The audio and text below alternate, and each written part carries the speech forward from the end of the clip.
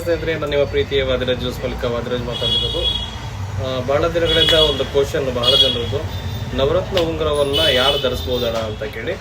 So Navratna ಉಂಗುರವನ್ನು ಯಾರ್ಯಾರು ಧರಿಸ್ಬೋದು ಅಥವಾ ಧರಿಸ್ಬೋದಾ ಬೇಡವಾ ಅನ್ನೋದನ್ನ ಈ ಮೂಲಕ ನಿಮಗೆ ತಿಳಿಸ್ತಾ ಇದ್ದೀನಿ.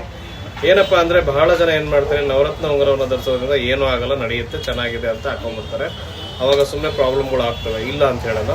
ಸೊ ನಾನು ಹೇಳ್ತಿರೋದೇನಪ್ಪ ಅಂದರೆ, ನಿಮಗೆ ಅದು ಸರಿ ಹೋಗುತ್ತೋ ಇಲ್ಲೋದನ್ನು ಮೊದಲು ಹೋಗಿ ಜ್ಯೋತಿಷ ಹತ್ರ ಕೇಳಿ ಆಮೇಲೆ ಅದನ್ನು ಧರಿಸೋದ್ರಿಂದ ಆ ಪ್ರಾಬ್ಲಮ್ ಆಗಲ್ಲ ಅನ್ನೋದು ನನ್ನ ಒಂದು ಅನಿಸಿಕೆ. ಬಹಳ ಜನ ಏನು ಮಾಡ್ತೀರಾ ಅಂದರೆ, ಸಡನ್ಲಿ ಉಂಗುರವನ್ನು ಧರಿಸ್ತೀರಾ, ಕೆಲವೊಂದ್ಸಲ ನಿಮ್ಗೆ ಹೊಂದಲ್ಲ, ಮತ್ತೆ ತಿರ್ಗಾ ಹೋಗಿ ಹಾಕೋದಾಗ ಹರಳಿನ ಚಾರ್ಜು, ಆ ಡೈಮಂಡು ಅವೆಲ್ಲ ವೇಸ್ಟ್ ಸುಮ್ಮನೆ ಪಾಪ. ನಿಮಗೆ ತುಂಬ ಮೇಕಿಂಗ್ ಚಾರ್ಜ್ ವೇಸ್ಟೇಜ್ ತೊಗೊಂಡಿರ್ತಾರೆ ಮಾಡೋಕ್ಕೆ ಅಂತೇಳಿ.